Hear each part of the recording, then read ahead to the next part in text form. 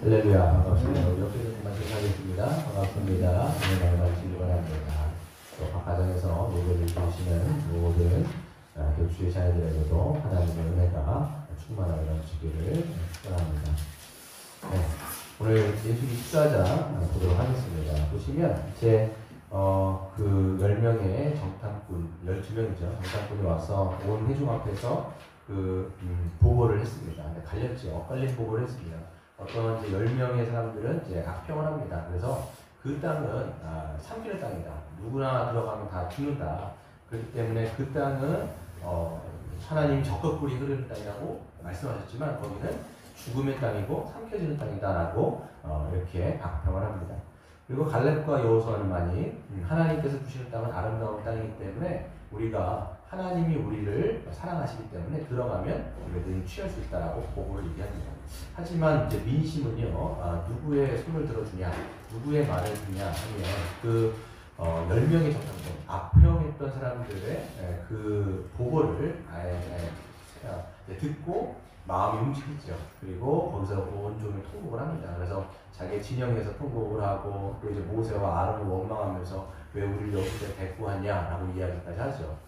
그러면서 이제 그들은 다른 지도자를 세워갖고 우리가 돌아가자 이렇게까지 아예 이제 하나님이 이 약속의 땅을 이제 주시기 위해서 지금까지 모든 그 사역을 진행하셨는데 그거를 다 아무것도 아닌 것처럼 짓이겨버리고 아예 다시 애국으로 돌아가자라고 이야기를 합니다. 그랬을 때 이제 갈렙과 여호수아는 아니다. 너희가 두려워하지 말아라. 하나님께서 분명히 우리에게 그 땅을 주셨기 때문에 그 땅에 반드시 우리로 하여금 들어가게 하실 거니까 너희는 두려워하지 말고 담대라. 이렇게 얘기했을 때 이제 그 모든 200만이나 되는 사람들이 돌을 들어서 갈렙과 여호수아를 치려고, 그러니까 죽이려고 했던 거죠. 이게 굉장히 급박한 상황입니다. 그러니까 이제 민심이 그냥 혼돈 속에서 아주 그냥 뭔가 이렇게 폭동 같은 게 일어나는 그런 상황 가운데 이제 10절에 보시면 하나님이 이제 급작스럽게 등장을 하셔가지고 영광 가운데 나타나셔서 모든 상황을 종료시키는 이제 사건이 바로 오늘 이제 내용인 것이죠. 그래서 하나님이 뭐라고 말씀하시냐면 11절 12절에 보시면 너희들이 언제까지 나를 멸시하겠냐, 멸시하겠냐. 그러니까 내가 그렇게 많은 기적을 보여주고 수많은 것들을 너희들에게 베풀었음에도 불구하고 언제까지 나를 믿지 않겠냐. 그러니까 하나님의 약속을 믿지 않는 것 자체를 뭐라고 얘기하냐면 하나님이 나를 멸시한다 이렇게 얘기합니다. 멸시한다. 그러면서 뭐라고 말씀하시냐면 12절에 내가 이 이스라엘 백성들 이렇게 말 안 듣고 폐역하고 정말 자기 멋대로 하는 이 자들을 아예 싹 여기서 광야에서 멸절시켜버리고 더 강하고 더 아주 그냥 강대한 국가를 이 모세 너를 통해서 내가 만들겠다 이렇게 말씀하시는 거예요. 이거는 이 두 번째예요. 이게 언제냐면 그 금송아지 사건 때에도 모세에게 말씀하신 게 내가 이게 싹 다 아주 그냥 멸절시키겠다라고 얘기했을 때 모세는 그때도 중보했는데 오늘 또한 이제 중보를 합니다. 이 13절부터 모세가 하나님 앞에 중보 기도를 하는데 그 두 가지를 놓고 이제 중보를 합니다. 어떤 거냐면 하나님의 명예를 놓고 이제 중보를 하고 있고요. 두 번째는 하나님의 이름, 그러니까 하나님의 하나님 되심을 놓고 하나님 앞에 용서를 구하는 거예요. 딱 보면요, 쭉 뭐라고 얘기하는데 13절부터 16절까지 이 얘기예요. 하나님이 애굽에서 이들을 건져내셨지 않습니까? 이 소식들을 다른 가나안의 인근에 있는 모든 민족들도 들었습니다. 그런데 만약에 이 광야에서 이 이스라엘 백성들을 죽여버리고 다 멸절시켜버리면 사람들이 어떻게 생각하냐면 하나님이 애굽에서는 꺼내왔는데 이 맹세한 그 땅에 들어가게 할 능력이 없기 때문에 여기에서 다 모조리 죽여버렸구나. 이렇게 다른 민족들이 이야기하지 않겠습니까? 하나님의 명예가 달린 것입니다. 하나님이 약속하신 땅에 보내주셔야 하나님의 그 전능하심과 하나님의 그 광대하심이 온 열방 가운데 드러나지 않겠습니까? 라고 얘기하면서 이 모세가 이스라엘 백성 좀 살려달라고 용서해달라고 이렇게 구하는 거죠. 그냥 용서해달라는 게 아니라 하나님의 명예를 위해서 이렇게 기도하는 거예요.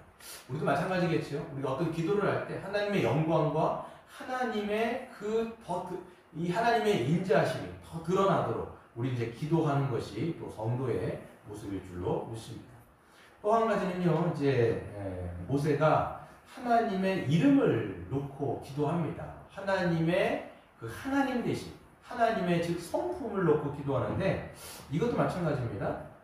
이 18절에 보시면 하나님이 출애굽기 32장에서 이미 당신에 대해서 말씀을 해주신 적이 있어요. 그것을 모세는 기억하고 하나님 그런 분이시지 않습니까? 하나님 우리를 용서해달라고 기도하는데 여호와는 노하기를 더디하시고 그러니까 이제 진노하기를 더디하시고 인자가 많아서 사랑이 많으셔서 죄악과 허물을 사하시나 형벌받을 자는 결단코 사하지 아니하시고 아버지의 죄악을 자식에게까지 갚아 3, 4대까지 얘기하시리라 하셨나요? 하나님 그러신 분 아닙니까? 그렇기 때문에 이번에도 한 번만 이 애굽에서 지금까지 그렇게 말 안 들었던 것을 계속 용서해 주신 것처럼 이번 한 번만 또 용서해 달라고 하나님 앞에 간절히 그분의 성품을 빗대어서 기도하는 모습을 볼 수가 있습니다. 그랬을 때 이제 하나님은 이제 모세의 기도를 듣고 모세는 어떻게 보면 이제 예수 그리스도의 모형이에요. 그 모세의 기도를 듣고 하나님께서 용서를 하시는데 20절입니다. 내 말대로 내가 사하노라. 용서하겠다 말씀하시는 거죠. 내가 죽이진 않고 용서하겠다. 근데 21절이 있어요. 그러나 내 영광이 온 세계에 충만할 것을 맹세하노니 뭐라고 얘기하냐면 22절 내 이적을 보고 이같이 10번이나 나를 시험하고 내 목소리를 청중하지 아니한 이 사람들을 내가 맹세한 땅에 결탄코 그 땅을 보지 못할 것이다 라고 말씀하는 거예요. 그러니까 여기서 보면 10번인데 뭐 숫자대로 10번이 아닐 거예요. 아마 이게 굉장히 많다라는 그 내용으로서 계속적으로 번복하고 불순종했던 그 사람들.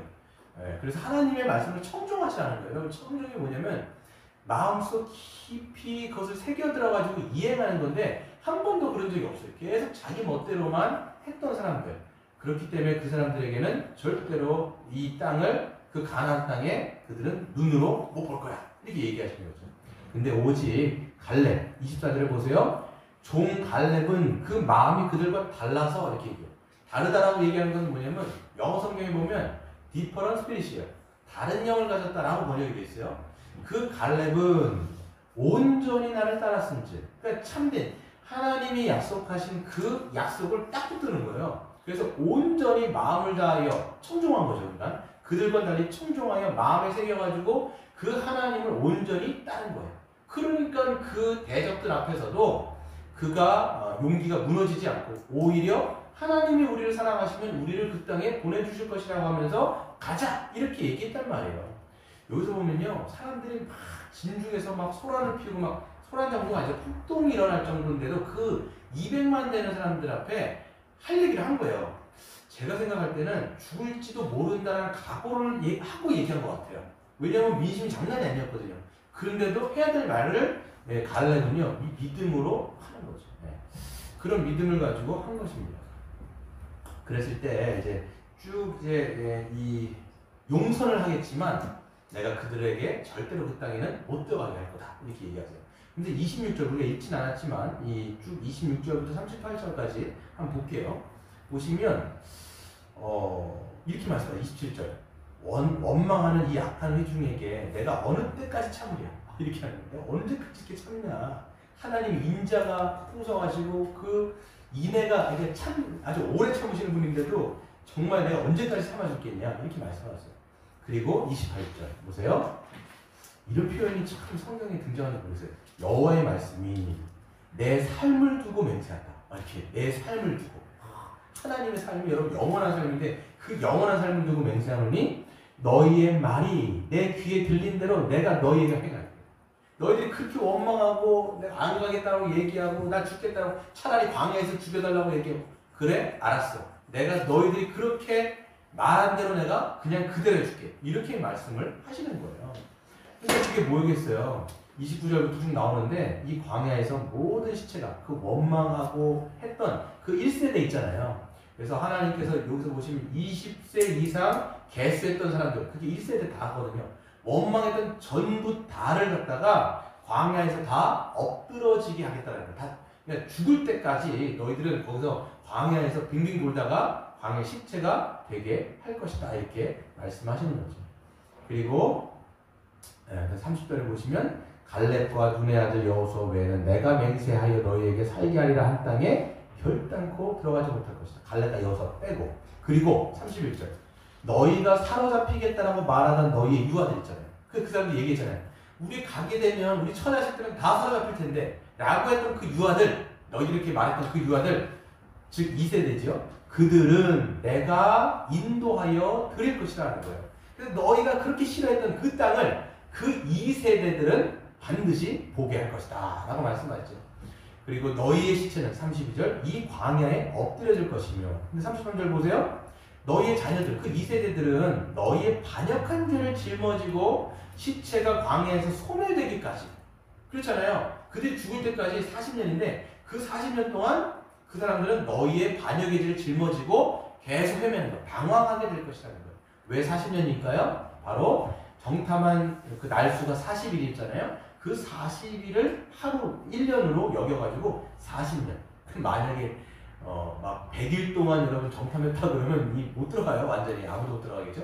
40일 동안 그렇게 했던 것을 1년으로 해가지고 40년 동안, 다시 말해서 너희의 시체가 광야에서 다 소멸될 때까지 2세대들은 거기서 광황하다가 결국은 이 가나안 땅에 내가 들어가게 하겠다. 1세대는 아무도 못 들어가는 거예요. 갈렙과 여호수아만 들어가고 모두가 못 들어가겠다고 말씀을 하시는 거죠. 그렇습니다. 그래서 이제 보시면 37절 38절에 보시면요, 그것이 바로 그들의 눈앞에서 확증돼 버려요. 그게 어떤 거냐면 10명의 정탐꾼들이 그렇게 악평을 했잖아요. 하나님에 대해서 원망하고 막 악평을 했잖아요. 사람들 선동하고 그랬던 사람들이 거기서 즉사해 버렸어요. 37절 곧 그 땅에서 대하여서 악평한 자들은 여호와 앞에서 재앙을 죽었어요.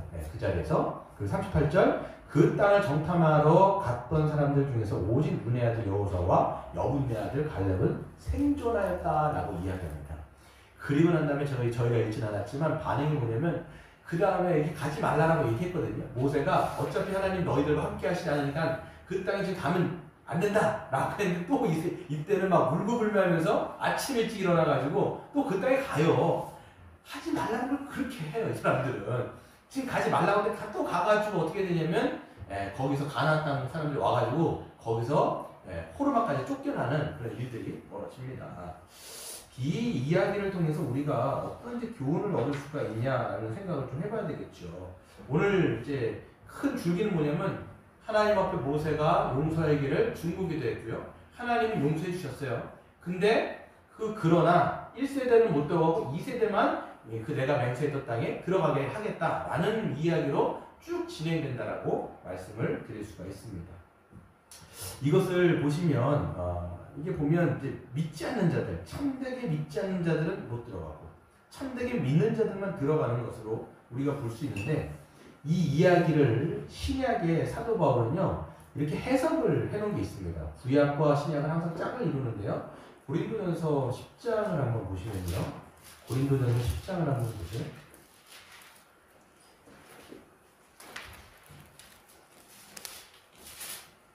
고린도전서 10장을 보시면 그 이스라엘 백성들의 역사적인 사건들을 신약의 교회는 어떻게 해석해야 되느냐를 쭉 담아서 썼는데요. 10장 2절에 보시면 모세에게 속하여 신약성경 274페이지입니다. 모세에게 속하여 다 구름과 바다에서 세례를 받고, 이게 뭐냐면 모세 안에서 이스라엘 백성들이 홍해를 건넜잖아요. 이게 모세는 그리스도의 예표라고 말씀드렸고, 그러니까 모세 안에서 이 사람들이 홍해를 건넜어요. 홍해를 걷는 거죠. 그래서 거기서 광야 가운데서 음식도 먹고 음료도 마셨단 말이에요. 그런데 5절에 보시면 그러나 그들의 다수를 하나님이 기뻐하지 아니하셨으므로 그들이 광야에서 멸망을 받았느니라 그랬어요. 그러니까 오늘 이 이야기를 사건을 얘기하는 거죠.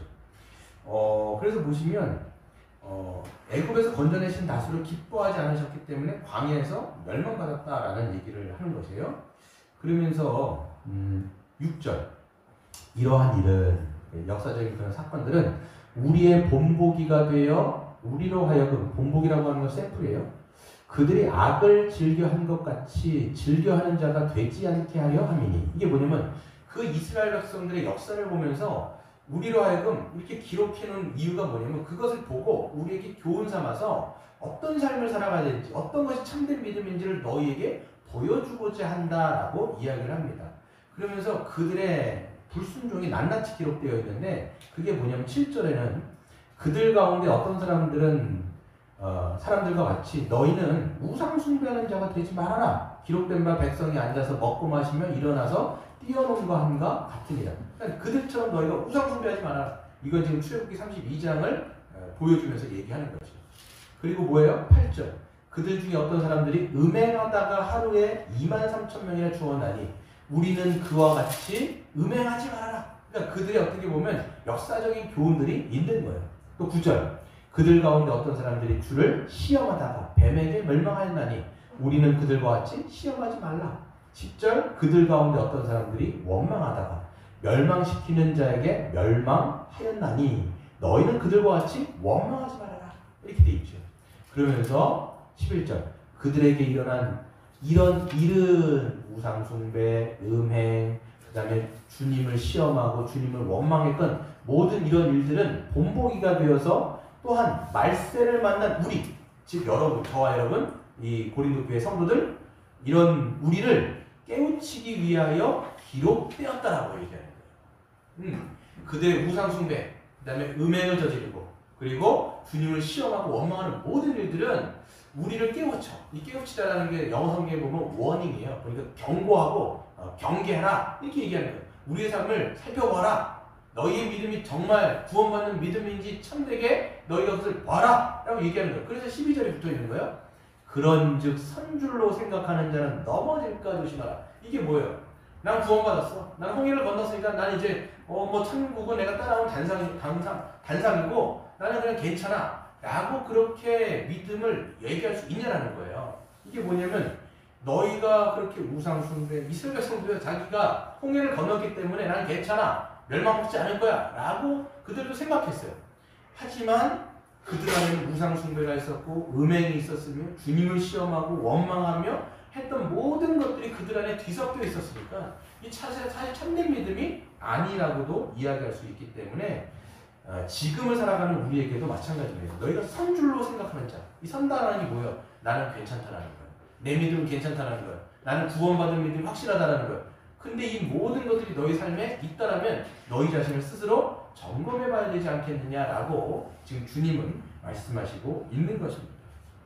그렇기 때문에 여러분 보시면 믿음을 점검하는 게 중요해요. 제가 보시면 이 왜 우상숭배, 음행, 주를 시험하고 원망하는 거 이걸 딱 보면요 다 연결되어 있는데 가장 보시면 이게 우상숭배가 딱 결부되어 있어요. 이 우상숭배가 뭐냐면 성경에서 우상숭배는 하나님 외에 다른 것을 더 사랑하는 걸 다 우상숭배라고 얘기하는 거예요. 그러니까 이게 아무리 이것 자체가 합당하고 이것 자체가 정당하다 할지라도 근데 하나님 주신 선물들 있잖아요. 이거를 우리가 더 사랑한다면 이건 다 우상숭배예요.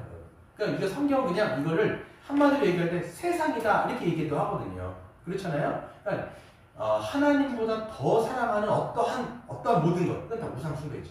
근데 보시면 왜 우상숭배랑 음행이 연결되어 있냐면 우리가 어떤 것을 하나님보다 더 사랑하게 되면 거기다가 에너지를 다 거기다가 들이게 돼 있어요. 그리고 그것을 애착을 갖게 되어지고 관심을 쏟게 되어지고 내 모든 에너지와 열정을 거기다가 딱 붙이는 거예요.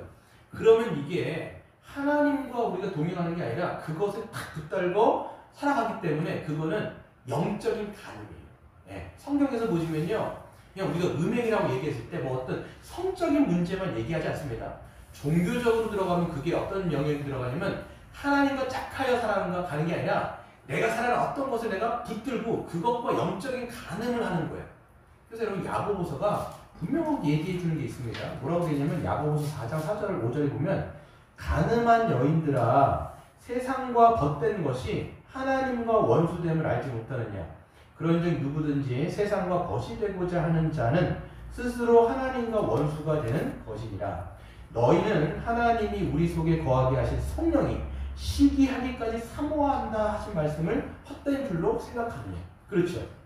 하나님께서 우리에게 성령을 넣어주셨어요. 근데 야고보서들은 뭐라고 얘기하냐면 그 성도라고 열처는 사람들이 하나님 외에 다른 건 너무 사랑하는 거예요. 이게 가난한 여인들아 이렇게 얘기할 정도로, 그러니까 하나님의 이름을 불러가면서 어떤 세상적인 것들을 너무 추구하는 거죠. 네. 이거를 존 파이퍼 목사님은 뭐라고까지 설명했냐면 이거예요. 내가 정부가 있어요. 내 남편이 있는 거예요. 근데 딴 남자하고 놀아나는 거예요. 뭐 딴 여자랑 놀아나는 거예요. 그런데 이것까지 어떻게 하는 거예요? 뭐라고까지 얘기하냐면 정부에게 돈을 타서 주십시오. 그래서 정부에게 돈을 타가지고 자기가 사랑하는 그 뭡니까? 이 어떻게 보면 외간 남자, 외간 여자 그 사람과 그 놀아나는데 정부의 돈을 쓰면서 사랑하는 거예요. 이게 가늠한 여인들아, 가늠한 남정네들아 이렇게 얘기하는 거예요. 지금 영적 가늠이거든요. 그래서 하나님께 모든 걸 타가지고 거기에 내가 사랑하는 거에 다 거기 혈안에 내가 써버리는 거예요. 이게 여러분 이제 영적 가늠이라고 얘기할 수가 있어요. 그렇기 때문에 우리가 세상을 너무 사랑해버리면 주를 시험하고 주님을 원망하는 것은 연결될 수밖에 없어요. 왜 그래요? 내가 주님을 더 사랑하면 주님의 뜻 가운데 살아가려고 우리가 하잖아요. 기도도 마찬가지면 주님의 뜻대로 내 삶 가운데 이루어주세요. 이렇게 기도할 거란 말이에요. 근데 세상을 너무 사랑해요. 딴 주님보다 사랑하는 더 대상이 있어요. 그러면 주님의 이름을 불러가면서 이거 내가 원하는 욕구대로 이루어지지 않으면 여러분 어떻게 하겠어요? 주님을 시험하게 되는 거예요. 하나님 정말 살아계신 거 맞아요? 내가 원하는 게 이게 있는데 지금 왜 안 들어주시는 거예요? 정말 살아계신 거 맞냐고요? 없는 것 같아. 에이, 이렇게 해버리면 이게 주를 시험하게 되는 거예요. 또 원망을 왜 하겠습니까? 내가 원하는 것을 안 들어주면 하나님을 막 원망을 할 수밖에 없어요. 막 한단 말이에요. 그 베드로가 여러분 그 예수님의 멱살 잡잖아요. 멱살 잡아가지고 막 꾸짖잖아요. 왜 당신이 십자가에 못 박아 죽여야 됩니까? 그럼 나도 그 길 따라가야 되는데 내가 왜 그 미쳤다 거기 따라갑니까? 막 해가지고 그냥 주님의 멱살을 막 잡는다라고요. 우리가. 그러니까 하나님을 사랑하느냐 이 세상을 사랑하느냐에 따라서 우리의 이 믿음의 갈림이 굉장히 커지는 거예요. 완전 달라지는 거죠. 네. 이런 이야기들을 하고 있기 때문에 성경은 끊임없이 우리의 삶을 성찰하여 보고 정말 참된 믿음인지 아니면 가짜 믿음인지를 구별하라. 어떻게 보면 점검해라 라고 얘기합니다. 히브리서 4장도 이렇게 이야기합니다. 4장 1절 2절도요. 그러므로 우리는 두려워할지니 그의 안식에 들어갈 약속이 남아있을지라도 너희 중에는 혹 이르지 못할 자가 있을까 함이라. 그들과 같이 우리도 복음 전함을 받은 자이나 들은 바 그 말씀이 우리에게 유익하지 못한 것은 듣는 자가 믿음과 결부시키지 아니하기 때문이다. 이렇게 돼 있어요. 하나님의 안식이 있어요. 그렇잖아요. 안식 내가 주신다고 말씀하셨는데 누군가는 거부해버려요. 왜 그러냐? 똑같이 복음을 들었어요. 갈렙도 하나님의 약속의 복음을 듣고요. 나머지 사람들도 다 들었단 말이에요. 근데 누구는 그것을 믿음으로 탁 받아갖고 믿음으로 결부시킨 사람이 있고 그걸 듣기만 하고 그냥 버려버린 사람도 있어요. 그러면 그 안식에 도달하지 못할까 너희 스스로 그것을 조심하여 보라라고 성경은 계속 얘기합니다. 이게 참 자기의 구원에 대해서는 우리가 아주 진지하게 받을 수밖에 없는 게 뭐냐면 여러분 우리의 구원의 문제, 우리의 영생의 문제, 우리가 참된 그 하나님의 나라에 들어가는 문제는 우리의 어떤 인생에 있어서 문제보다도 가장 중요할 뿐만 아니라 가장 긴급한 문제이기 때문에 그것보다도 더 중요한 문제는 없어요. 네. 그렇기 때문에 우리의 참된 믿음을 정말 점검하는 수밖에 없습니다. 내 믿음 정말 예수를 믿는 믿음이 맞는가? 그리스도로 말미암아 이 땅 가운데 하나님의 나라가 임했다는 걸 내가 믿는 게 맞는가? 또 그리스도의 그 십자가의 보혈을 믿음으로 말미암아 우리의 모든 죄가 용서되고 그리스도께서 우리에게 주신 그 의의 옷으로 우리가 하나님 나라에 들어갔다는 걸 내가 정말 믿는다라면 하나님 나라가 정말 내가 그걸 본 자라면 내가 정말 그리스도의 그 십자가의 은혜 가운데 따라가고 있는 자가 맞는가? 라는 것들을 우리가 정말 우리의 믿음을 점검하는 것이 중요하겠죠. 보시면 그 성경에서 보시면 자꾸만 주님의 이게 영생의 목적까지 왔다가 돌아가는 사람들의 이야기를 참 그리는 거예요. 보시면 마가복음 10장에서도 이런 얘기가 나오죠. 한 젊은이가 나옵니다. 한 이제 이 청년이 나오는데 그 관원이라고 되어 있습니다. 부자 관원이라고 되어 있고요. 딴 데서 보시면 예수님에게 뭐 때문에 왔냐면 영생에 대해서 너무 궁금한 나머지 온 거예요. 그래서 선생님이요 어떻게 하면 내가 영생을 얻을 수 있습니까? 라고 마가복음 10장에 등장합니다. 그러니까 예수님이 이제 그 청년을 바라보면서 기특하니까 쭉 얘기해줘요. 하나님의 이런 십계명이 있는데 뭐 부모를 공경하라, 뭐 살인하지 말라, 간음하지 말라, 돕지 말라 이런 것들이 있다. 이걸 너희가 들어보았느냐? 이렇게 얘기했을 때 이 부자 청년이 뭐라고 얘기하냐면 저는 그것을 다 어렸을 때부터 다 지켰습니다. 나 어렸을 때부터 쭉 다 행했습니다. 이런 이제 놀라운 얘기를 한단 말이에요. 근데 예수님이 뭐라고 말씀하시냐면 근데 네가 한 가지 부족한 것이 있다. 네가 가지고 있는 재물을 다 팔아서 가난한 사람들에게 두고 그 다음에 나를 따라와라. 이렇게 말씀하셨단 말이에요. 그럼 그게 뭐냐면 사실 말해서 네가 이 모든 율법을 지켰다는 얘기가 아니에요. 사실 말해서 예수님은 그를 보시면서 그 안에 있는 그 우상이 무엇인지를 딱 발견하신 거죠.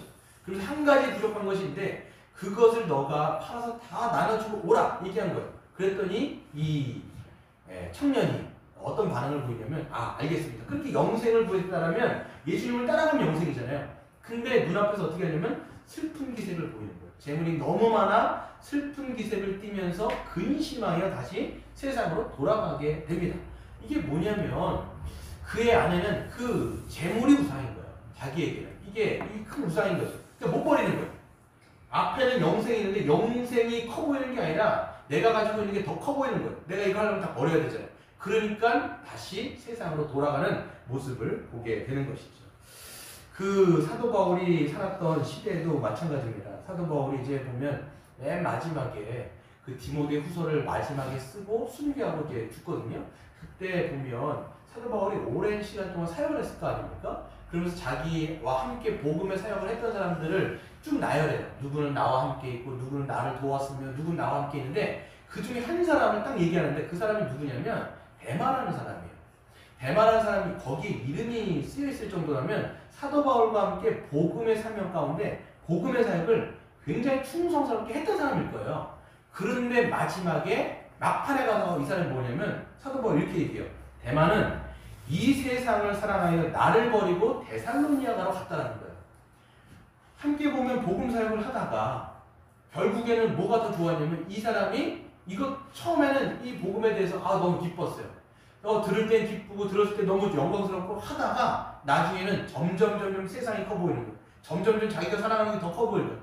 그래서 다시 자기의 원래 자리로 돌아가는 모습들이 이 성경에는 쓰여 있는 것이죠. 여러분 우리 안에도 마찬가지입니다.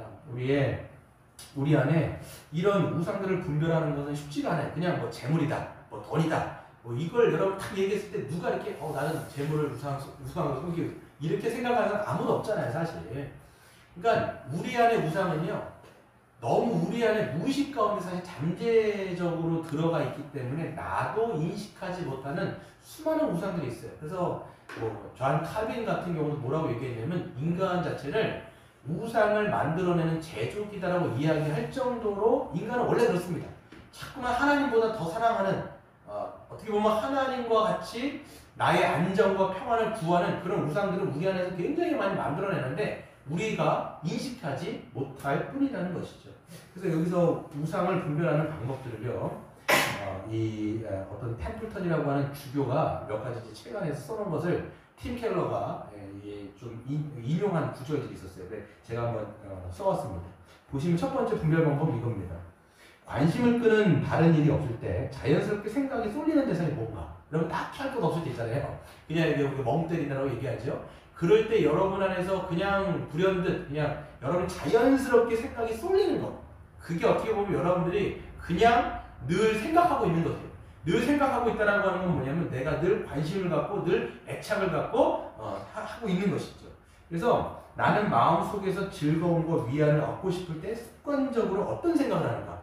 이 생각의 흐름을 따라가다 보면 내가 늘 어떻게 보면 이제 내가 사랑하는 어떤 대상들이 거기에 있을 수가 있다는 것을 얘기하는 겁니다.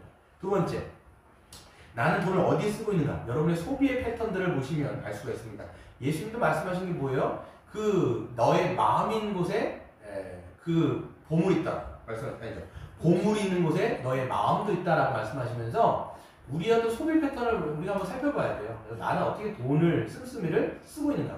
정말 인색하다 그러면 이제 돈 자체가 뭐 우상이 될 수 있겠죠. 그런데 또 돈을 써요. 막 쓰는데 여러분이 가계부 한번 보세요. 어디에다가 막 내가 절제하지 못할 정도로 정말 절제를 인식해야 할 정도로 뭔가를 내가 거기다가 막 투자하거나 쓰고 있다라면 그렇죠? 거기 안에 뭔가 여러분 이제 우상이 있을 수 있다라는 거예요. 왜 그럴까요? 여러분이 사랑하는 대상일 수도 있고요. 내가 막 투자한다라고 얘기할 때는 그게 내 인생 가운데 안정을 준다라고 생각을 하는 거예요. 그렇기 때문에 거기다 우리가 투자하지 않겠습니까? 우리의 소비의 패턴을 보면서 우리는 알 수가 있다는 거죠. 세 번째, 나는 실질적으로 무엇을 위해 살아가고 있는가? 그래서 여러분의 인생이 무엇을 지금 구하고 있는지에 따라서 내가 믿는 바가 있는 거예요. 그러니까 내가 무엇을 위해서, 여러분의 삶의 목적이 무엇인지를 생각해 보는 거예요. 예전에 이제 은밀한 세계관이라는 책에서 보시면 이렇게 돼 있어요. 모든 것은 다 모든 것은 다 구원의 문제라는 거예요. 우리가 구원이란 말을 실제적으로 우리 종교적인 용어로 알고 있지만 여러분이 실제로 그냥 살아갈 때는 다 구원의 문제예요. 왜 내가 저런 직장에 가려고 하고 내가 왜 저런 것들을 하려고 합니까? 물론 직장이 나쁘다는 게 아니라 왜 내가 그렇게 거기다가 인생을 막 걸려고 하는 거예요. 거기에 나의 안정과 평안과 거기에 행복이 있다라는, 그러니까 내 인생을 구원해 줄 만한 게 있다라고 생각하면 거기에 모든 것을 내가 올인해 버려요. 그렇죠? 그렇기 때문에 모든 것은 다 구원의 문제예요. 구원의 문제예요. 내가 왜 이걸 하려는가? 나의 모든 어떤 안정이 거기에 다 걸려있다고 생각하면 사람은요 원래 이성적인 거예요. 저나 여러분 다 이성적인 거예요. 그러니까 나를 구원해 줄 만한 거에 여러분 인생을 다 올인해 버리거든요. 그러니까 우리가 자빠질 때도 어디에 자빠져요? 안전하다고 생각하면 자빠지는 거예요. 여기 하나는 시멘트 바닥이고 하나는 여기에 담요가 깔려, 매트리스가 깔려 있어요. 어디다 자빠지겠습니까? 당연히 여기다가 자빠지면 대가리가 깨진다는 건 아니니까 여기다 자빠지는 거거든요. 그러니까 인생에 우리가 투자를 할 때도 정말 우리가 투자하는 데 뭐예요? 어디가 정말 내 구원이 있는지를 생각하면 거기다가 내 인생을 건단 말이죠. 그러니까 하나님께 인생을 거는 사람이 있어요. 왜 그렇겠습니까? 그 하나님이 나의 모든 구원의 그 결정체이기 때문에 그 주님 앞에 나의 인생을 다 거는 거예요. 그래서 여러분 그 예수님을 따라갔던 사람들을 보세요. 예수를 보고 곧 따르니라.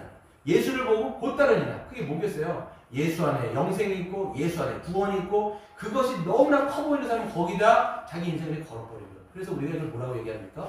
올인의 영성이라고 얘기할 수가 있는 것이죠. 여러분 그렇기 때문에 왜 우리가 이 청년도 예수님이 값없이 주시는 영생을 버리고 세상으로 돌아갔을까? 대만도 그렇고요. 보시면 예수님이 주시는 그 영생보다도 세상이 주는 그 평안과 안정과 이것이 더 커 보이면 절대로 따라갈 수가 없습니다. 갈렙은 뭐가 커 보인 거냐면 하나님이 주시는 그 영광의 약속이 더 커 보인 거예요. 그러니까 이 영광이 더 커 보이면 그 믿음으로 가는데 이게 너무 커 보이면 우리 안에 있는 모든 이것이 커 보이면 우리는 이것을 버리고 발로 쳐버리고 이 이스라엘 온 백성들이 그 애굽으로 돌아가려고 했던 것처럼 우리 또한 세상으로 잠깐 돌아가려는 그런 모습들이 보게 되는 것이죠. 그래서 예수님이 말씀하신 게 뭐냐면 너희가 나를 따라오려거든 먼저 앉아서 비용 계산, 여러분 우리가 복음의 기초에서 했죠? 그 비용 계산하고 나를 따라와라 이렇게 말씀하시는 거예요. 그래서 예수 그리스도께서 우리가 예수 그리스도를 따라갈 때 예수 그리스도께서 주시는 그 영광이 너무 커 보이면요 우리가 다른 것들을 버리고 쫓을 수가 있는데 이 영광보다도 우리가 그 버려야 되는 것들이 많다고 생각하면 절대로 그리스도를 쫓지 못하고 우리가 세상으로 돌아가게 되는 것이죠. 여러분 보시면 아이들도요 어떤 가치를 알 때 자기가 가졌던 것을 버릴 수가 있어요. 이게 뭐겠습니까? 그럼 아이들은요 500원을 줘요. 500원이 있고 여기 이제 지폐 10,000원짜리 있단 말이에요. 10,000원짜리 있어요. 근데 애들은 가치를 모르면요 500원을 준단 말이에요. 야 내가 10,000원 줄 테니까 그 500원 버리고 10,000원을 가져라. 그런데도 불구하고 애들은요 10,000원의 가치를 모르기 때문에 이 500원을 쥐고 있는 것이죠. 우리도 그럴 수 있어요. 하나님 나라의 영광스러운 가치를 모르면 우리는 이 내가 쥐고 있는 어떻게 보면 이 성경에서 말할 때 배설물이라고 얘기하고 있는 것들을 그걸 붙들고 그거를 싸매면서 참된 믿음으로 가지 못하는 거예요. 저는 보시면 예수님이 보시면 이 밭의 비유를 말씀하시지 않습니까? 밭의 비유를 보시면 4가지 밭의 비유가 나와요. 하나는 길가에 떨어지고 이게 씨앗을 뿌리는 하나는 길가에 떨어지고 하나는 돌밭에 떨어지고 하나는 가시떨기에 떨어지고 하나는 좋은 밭에 떨어진단 말이에요. 근데 가시떨기에 떨어진 거, 이게 뭐예요? 이 길가에 떨어진 것은 이 새가 와고 주워 먹습니다. 이게 뭐겠어요? 사단이 우리가 들었던 말씀을 그냥 가져가 버립니다. 그냥 들었던 말씀을 이게 들어가서 믿음으로 이건 착상되기도 전에 이걸 뺏어 버려요. 듣는 즉시. 그러니까 이게 열매를 못 맺는다. 참된 믿음으로 결국 안 되는 거예요. 또 두 번째 뭐겠습니까? 돌짝밭에 들어가는 거예요. 돌짝밭에 들어가니까 이게 열매를 맺기도 전에 뭐겠어요? 돌의 기운이 뿌리가 얕아가지고 어떻게 됩니까? 이것을 열매를 맺지 못하는 거죠. 이걸 뭐라고 돼 있어요? 말씀으로 살려고 했을 때 고난이 있고 환란이 있어요. 그러면 이 사람이 이게 예수 믿으면 어려운 거구나, 안 되겠다라고 얘기하면서 다시 세상으로 돌아가는 거예요. 믿음하고 결부가 또 안 된다라고 이야기하고 있습니다. 또 세 번째 뭐겠어요? 가시떨기. 가시떨기가 뭐예요? 가시떨기가 보면 이제 이게 씨앗이 떨어졌는데 가시의 기운이 이 씨앗의 것을 기운을 막아가지고 열매를 맺지 못하도록 만드는 거예요. 이게 나중에 예수님께서 설명해 주신 게 뭐겠습니까? 바로 이생의 염려, 재리에 대한 유혹 때문에, 돈에 대한 어떤 염려와 이생의 재리 때문에 이 말씀이 착상이 돼서 참된 믿음으로 들어가기 전에 이것이 그냥 버려져요. 그 열매를 못 맺는 거죠. 좋은 씨를 뭡니까? 이것이 땅에 떨어졌을 때 온전하게 믿음과 결부되어져 갖고 30배, 60배, 100배의 수많은 열매를 맺게 되는 것이죠. 여러분, 우리의 믿음을 점검하셔야 돼요. 그래서 나는 정말 참된 믿음으로 그리스도를 바라고 있는가? 그분으로 말미암아 열려진 하나님의 나라를 보며 그 영생을 내가 더 정말 가치 있다고 생각하기 때문에 다른 어떤 것이라도 불구하고 내가 그리스도를 쫓는 그 믿음이 있는지를 여러분 생각해 보시는 저와 여러분 되시기를 주의 이름으로 축원드립니다.